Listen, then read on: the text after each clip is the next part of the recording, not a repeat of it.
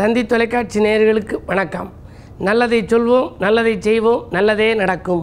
ஒரு வாழ்க்கையில் நல்லது நடக்க வேண்டும் என்று சொன்னால் நல்லதை சொல்ல வேண்டும், நல்லதை செய்ய வேண்டும். அந்த அடிப்படையில் இன்றைக்கு 16/5/2015 சனிக்கிழமை அசுவதி நட்சத்திரம் இரவு 12:24 வரை, பிறகு பரணி நட்சத்திரம். இன்றைக்கு மாத சிவராத்திரி. சிவனை வழிபட்டு சிறப்புகளை காண வேண்டிய நாள். ராமகிருஷ்ண பரமஹம்சருடைய நினைவு நாள். அவரையும் நாம் நினைவு கொண்டு ஆன்மீக பற்று மிக்கவர்களாக வாழ வேண்டும் என்று தெரிவித்து, இன்றைக்கு நான் உங்களுக்கு சொல்ல இருக்கிற நல்ல கருத்து கல்வி தெய்வம் ஹயக்ரீவர் என்பதை பற்றி சொல்லப் போகிறேன். முன்பு ஒரு முறை சொல்லிய பொழுது கலைவாணி, ஹயக்ரீவர் ஆகியவற்றையெல்லாம் வழிபட்டால் தேர்விலே அதிக மதிப்பெண்களை பெற முடியும் என்று சொல்லியிருந்தேன். அந்த ஹயக்ரீவர் வழிபாடை தெளிவாக சொல்ல வேண்டும் என்ற அடிப்படையிலே தான் இன்றைக்கு உங்களுக்கு அந்த கருத்துக்களை எடுத்து வழங்கப் போகின்றேன். ஹயக்ரீவர் என்ற தெய்வம் செங்கல்பட்டுக்கு பக்கத்தில் இருக்கக்கூடிய செட்டி புண்ணியத்திலே இருக்கிறது. ஸ்ரீரங்கம் கோவிலிலே இருக்கிறது. விஷ்ணு ஆலயங்களிலெல்லாம் அந்த தெய்வம் இருக்கிறது. குதிரை முகம் கொண்டு அது இருக்கும். அந்த குதிரை முகத்தோடு இருக்கிற தெய்வம்தான் கல்வி தெய்வம் ஹயக்ரீவர் என்று வர்ணிக்கப்படுகிறது. கலைவாணி வழிபாடும் நாம் மேற்கொள்ள வேண்டும், ஹயக்ரீவர் வழிபாடும் மேற்கொள்ள வேண்டும். திருமால் ஒரு முறை வேதங்களையெல்லாம் வைத்து கொண்டிருந்தார். அந்த வேதங்களையெல்லாம் எடுத்துக்கொண்டு அசுரர்களெல்லாம் சென்று விட்டார்கள். களவாடி சென்று பாதாள உலகத்திலே அதை பதுக்கி வைத்திருந்தார்கள். அசுரர்களெல்லாம் இப்படி போய்விட்டார்களே, எடுத்துக்கொண்டு சென்று விட்டார்களே என்று திருமால் பாதாள உலகத்துக்கு சென்று அதை மீட்டு கொண்டு வர சென்றார். அங்கே பார்த்த பொழுது அசுரர்களெல்லாம் குதிரை முகத்தோடு இருந்தார்கள். சரி, நாமும் குதிரை முகத்தோடு சென்றே போரிட்டால்தான் நல்லது என்று நினைத்து திருமாலும் குதிரை முகமாக மாறி முகத்தை மாற்றிக்கொண்டு போரிட்டு வெற்றி பெற்று வேதங்களையெல்லாம் மீட்டு கொண்டு வந்தார். அசுரர்களுடைய கைப்பட்டதனாலே அந்த வேதமெல்லாம் புனிதம் குன்றிவிட்டது. உடனே அந்த திருமால் உச்சி முகந்தார். அவையெல்லாம் புனிதம் அடைந்து விட்டன. அவர்கள் என்ன நினைத்தார்கள்? அசுரர்கள் இந்த வேதங்களை நாம் கைப்பற்றி நாமே இனி படைப்பு தொழிலை செய்தால் என்ன என்று முடிவெடுத்திருந்தார்களாம். நல்ல வேளை இவர் காப்பாற்றி அந்த வேதங்களையெல்லாம் மீட்டு கொண்டு வந்து திருமால் குதிரை முகத்தோடு வந்தார். வந்த திருமால் உச்சி முகந்து அந்த வேதங்களை புனிதமாக்கினார். அப்பொழுது போரிட்ட வேகத்திலே அவர் உக்கிரமாக இருந்தார். யாருமே போருக்கு செல்லுகின்ற பொழுதும் போரிட்டு கொண்டிருக்கின்ற பொழுதும் உக்கிரமாக இருப்பார்கள். அந்த உக்கிரத்தை தணிப்பதற்காக தேவர்களெல்லாம் குளிர்விக்க அவரது மடியிலே இலக்குமியை அமர்த்தினார்கள். எனவே தான் இலக்குமி ஹயக்ரீவர் என்று அவர் அழைக்கப்பட்டார். அப்படிப்பட்டவருக்கு ஒரு நல்ல கருத்தும் நான் உங்களுக்கு சொல்கிறேன். இலக்குமி ஹயக்ரீவர் என்று இருப்பவரை நீங்கள் வழிபட்டால், ஹயக்ரீவர் கல்வியை கொடுப்பவர், இலக்குமி செல்வத்தை கொடுப்பவர். கல்வி இருக்கும் இடத்திலே செல்வம் சேரும் என்பதை உணர்த்துவதற்காகத்தான் இந்த திருக்கோலம் ஏற்பட்டது என்று கூட நாம் கருதலாம். கல்வி செல்வம் நமக்கு அழியாத செல்வம். கல்வி இருந்தால் நம் பட்டதாரியாகி ஒரு நல்ல இடத்திலே பணிபுரிந்தால் நமக்கு சம்பளம் கிடைக்கிறது, பணம் கிடைக்கிறது.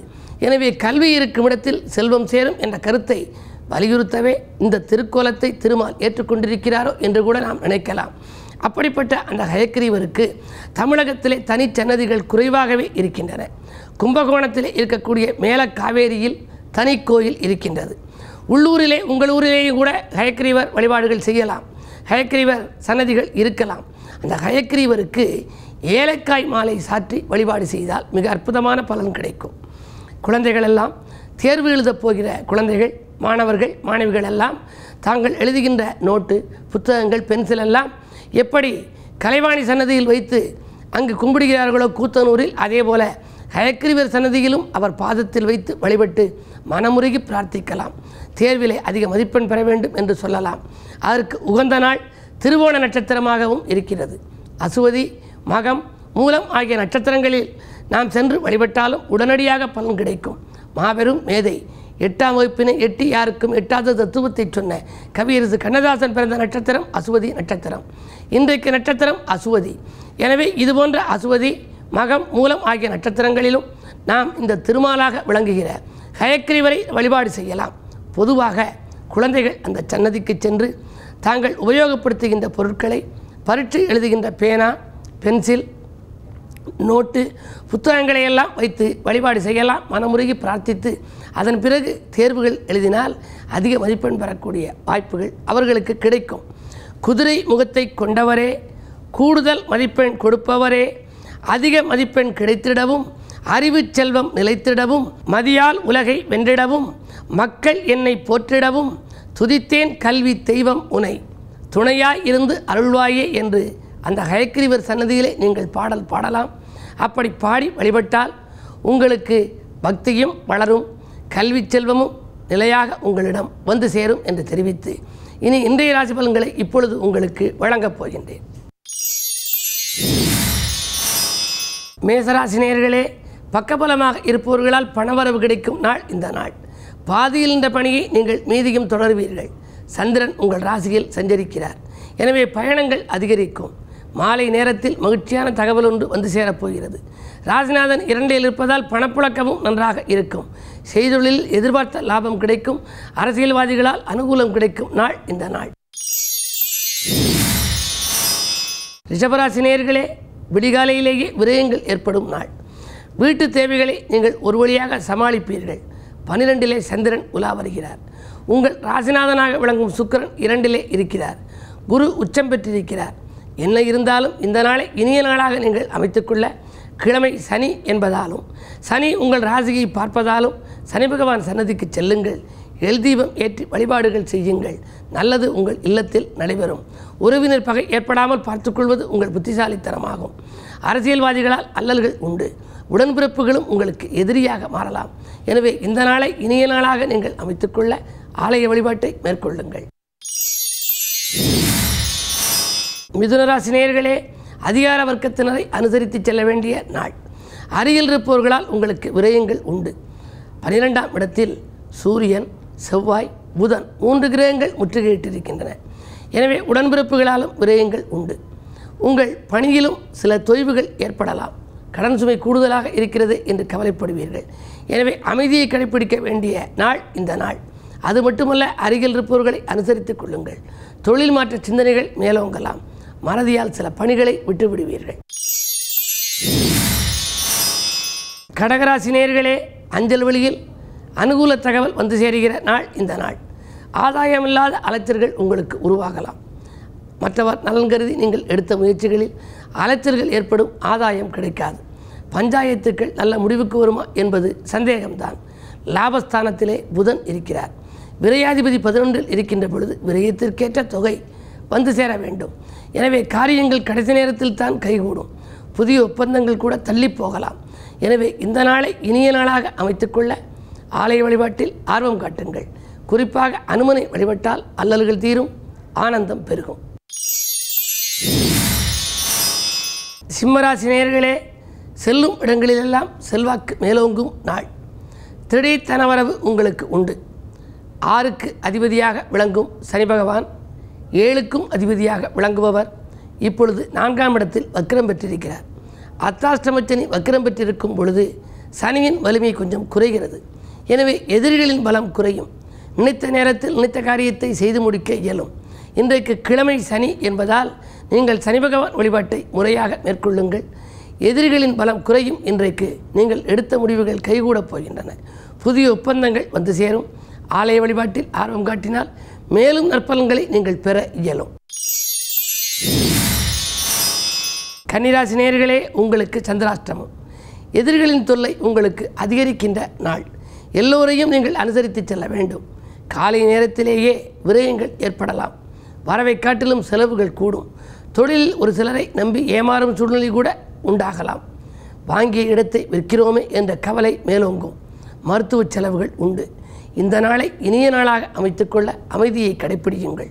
பொறுமையை கடைப்பிடித்தால் பெருமைகள் வந்து சேரும். துலாம் ராசி நேயர்களே, விலையுயர்ந்த பொருட்களை வாங்கி மகிழ்கின்ற நாள். விலகிச் சென்றவர்களெல்லாம் விரும்பி வந்து சேரப்போகின்றார்கள். என்ன இருந்தாலும் செவ்வாய் சனி பார்வை இருக்கிறது. குடும்பத்தில் குழப்பங்கள் ஏற்படும். அருகில் இருப்பவர்களையும் உறவினர்களையும் அனுசரித்து செல்வதன் மூலமே உங்களுக்கு அமைதி கிடைக்கும். புதிய ஒப்பந்தங்கள் மாலை நேரத்தில் வந்து சேரலாம். இடமாற்ற சிந்தனைகள் மேலோங்கும். ஒரு சிலருக்கு வீடு மாற்றங்கள் கூட உருவாகலாம். கட்டிய வீட்டை பழுது பார்க்கும் நிலையும் ஒரு சிலருக்கு உண்டு. 9ஆம் இடத்தில் சுக்கிரன் இருக்கிறார். அந்த சுக்கிரன் பரிவர்த்தனை யோகம் பெற்றிருக்கிறார். புதன் வீட்டில் சுக்கிரனும் சுக்கிரன் வீட்டில் புதனும் பரிவர்த்தனை பெற்றிருப்பதால் வாங்கல் கொடுக்கல்களில் மாலை நேரத்தில் ஓரளவு நன்மைகள் கிடைக்கும். இந்த நாளை இனிய நாளாக அமைத்துக்கொள்ள சனி பகவான் வழிபாட்டை நீங்கள் மேற்கொள்ளுங்கள். விருச்சிக ராசி நேயர்களே, புதிய ஒப்பந்தங்கள் வந்து சேரும் நாள். புகழ்மிக்கவர்கள் உங்களுக்கு பின்னணியாக இருந்து உதவிக்கரம் நீட்டுவர். போன் மூலமும் பொன்னான தகவல் வந்து சேரும். ஆரோக்கியம் சீராகி ஆனந்தப்படுத்தும். உறவினர்கள் பகை உருவாகாமல் பார்த்துக்கொள்வது உங்கள் புத்திசாலித்தனம். காரணம், ஜென்மராசியில் சனி, சப்தமஸ்தானத்தில் செவ்வாய். சனி செவ்வாய் பார்வை இருப்பதால் திடீர் பிரச்சனைகள் உருவாகாமல் பார்த்துக்கொள்வது நல்லது. குறிப்பாக சனிக்கிழமைகளில் சனி பகவான் வழிபாட்டையும் விநாயகப் பெருமான், அனுமன் வழிபாட்டையும் நீங்கள் மேற்கொண்டால் வெற்றி மீது வெற்றி உங்களுக்கு வந்து சேரும். செய்தொழிலில் நண்பர்களிடம் நீங்கள் ஒப்படைத்த பொறுப்புகள் மீண்டும் உங்களிடமே திரும்பி வரலாம். பயணங்களால் உங்களுக்கு பலன் கிடைக்கும் நாள் இந்த நாள். தனுசு ராசி நேயர்களே, விமர்சனங்களால் வேதனை அடையும் நாள். வியாபார மாற்றம் கருதி எடுத்த முயற்சிகளில் வெற்றி கிடைக்கும். பஞ்சாயத்துக்கள் நல்ல முடிவுக்கு வரலாம். குழந்தைகளின் ஆரோக்கியம் சீராகி ஆனந்தப்படுத்தும். பிள்ளைகளின் எதிர்கால நலன் கருதி எடுத்த முயற்சிகளிலும் வெற்றி கிடைக்கும். கல்விக்காக, கடல் தாண்டும் முயற்சிக்காக, கல்யாணத்திற்காகவும் நீங்கள் ஏதேனும் முயற்சி செய்திருந்தால் அதில் அனுகூலங்கள் உண்டு. அஞ்சல் வழியில் கூட நல்ல தகவல் வந்து சேரலாம். வாகன மாற்று சிந்தனை மேலோங்கும். மகர ராசி நேயர்களே, தொழில் வளம் மேலோங்கும் நாள். போட்டிகளுக்கு மத்தியில் முன்னேற்றம் காண்பீர்கள். அன்பு நண்பர்களின் ஆதரவு கூடுதலாகவே உங்களுக்கு கிடைக்கும். வாங்கல் கொடுக்கல்கள் ஒழுங்காகும். குறு பார்வை இருப்பதால் விவாகத் தடை அகலும். விவாகம் விரும்பியபடியே நிறைவேறுவதற்கான வழி பிறக்கும். கும்பராசி நேயர்களே, துணையாக இருப்பவர்கள் தோள் கொடுத்து உதவும் நாள். தொல்லை தந்தவர்கள் எல்லையை விட்டு விலகிச் செல்வார்கள். பண தேவைகள் உடனுக்குடன் பூர்த்தியாகும். ஆன்மீக நாட்டம் அதிகரிக்கும். செய்தொழிலில் லாபம் எதிர்பார்த்தபடி கிடைக்கும். வீடு மாற்றம், இடமாற்றம் பற்றிய சிந்தனைகள் மேலோங்கும். தாய் வழி ஆதரவு உண்டு. தொழில் முன்னேற்றம் கருதி எடுத்த புது முயற்சிக்கு மாற்று இனத்தவர்களின் ஒத்துழைப்பு இன்றைக்கு கிடைக்கும். மீனராசி நேயர்களே, உதிரி வருமானங்கள் பெருகி உள்ளம் மகிழும் நாள். உற்சாகத்துடன் நீங்கள் பணிபுரியப் போகின்றீர்கள். ஆரோக்கியம் சீராகி ஆனந்தப்படுத்தும். அடுத்தவன் நலங்கருதி எடுத்த முயற்சிகளிலும் ஆதாயம் கிடைக்கும். வங்கி சேமிப்பு உயரும். அரசியல் ஈடுபாடு கொண்டவர்களால் அனுகூலமான தகவல் ஒன்று வந்து சேரப்போகின்றது. இடம் வாங்க வேண்டும், பூமி வாங்க வேண்டும் என்ற எண்ணங்கள் நிறைவேறுவதற்கான அறிகுறிகள் தென்படுகின்றன. பக்கபலமாக இருப்பவர்களால் பணவரவு உங்களுக்கு வந்து சேரும். சிக்கல்கள் தீரும். இந்த நாள் இனிய நாளாகவே உங்களுக்கு அமையப் போகிறது. மேலும் விவரங்கள் அறிய தினத்தந்தி படியுங்கள்.